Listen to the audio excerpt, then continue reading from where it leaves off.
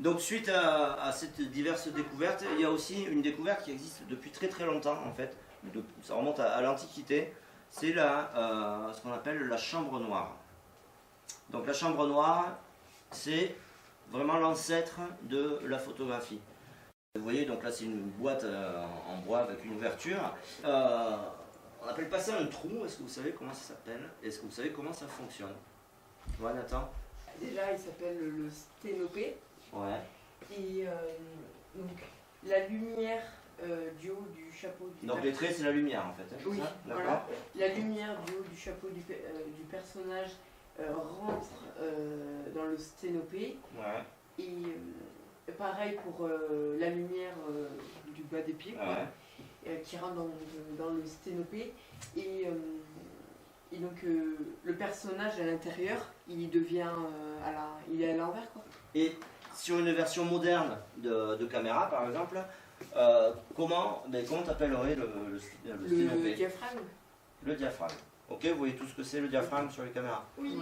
Ok, merci. Lucifer Nips essaye de fixer l'image. Il le fait avec un procédé qui prenait beaucoup de place, enfin, qui était, c'était vraiment les tout débuts.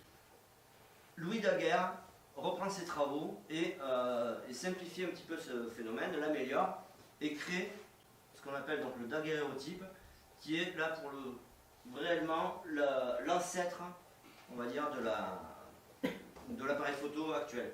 Alors, est-ce que, donc, vous pouvez venir, enfin quelqu'un pourrait venir me dire quelle est la différence, donc, qu'est-ce qui a été rajouté par rapport à une chambre noire et qu'est-ce qui a été finalement amélioré?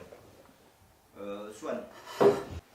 Donc, montre-moi d'abord la chambre noire. Je pense que c'est ça. Donc, la partie carrée, ok, vous êtes tous d'accord? Oui. Ok. Ensuite, alors, qu'est-ce qu'il y a de différent par rapport à une chambre noire? Il y a l'objectif qui a été rajouté. Ouais, à la place de quoi? À la place du sténopé. D'accord. Qui était là. Ok, donc le sténopé, vous vous souvenez, hein, c'est le petit trou qui permet de laisser passer la lumière. Et ensuite? Après, il y a cette plaque. Et alors, cette plaque, elle sert à quoi? À prendre la photo, là où la photo elle va venir se. Donc, c'est la plaque sur laquelle la photo va venir se fixer. Oui, c'est ça. Ok. Donc, le daguerréotype, ça permettait donc de fixer une image, de faire une réelle photographie, sauf que ça prenait énormément de temps. Aujourd'hui, on appuie sur un bouton, clac, on peut avoir une photo quasi immédiate. Et donc, on ne pouvait pas, même si on avait découvert la photographie, finalement en faire de l'image animée. Parce que le temps de pause, c'était peut-être une demi-heure, une heure, voire plus, suivant les conditions. Donc, les recherches continuent et a été inventé ce qu'on appelle la chronophotographie. Donc, en fait, c'est un appareil photo là, un petit peu particulier qui ressemble à un fusil et qui permettait de prendre plusieurs images à la seconde. Et grâce à ça, donc là c'est pareil, c'était à but scientifique, c'était pour voir comment, par exemple, galoper un cheval ou des choses comme ça.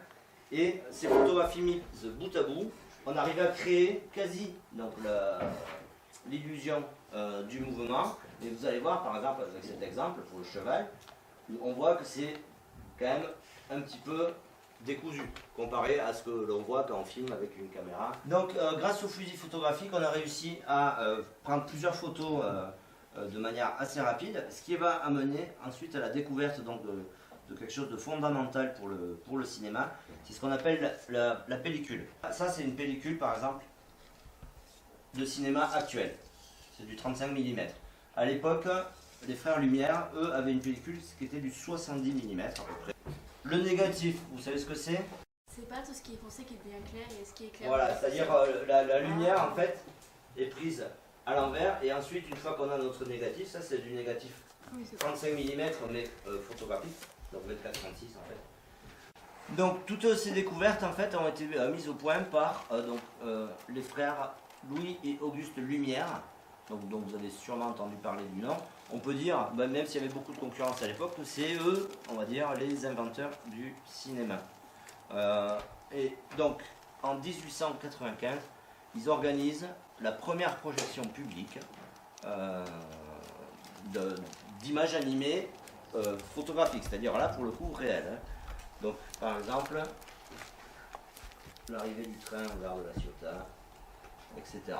Donc, c'était vraiment une révolution. Hein. Il faut imaginer que quand il y a eu l'arrivée du train, les gens dans la salle ont cru que le train leur fonçait dessus, et certains se sont échappés pour éviter d'être écrasés.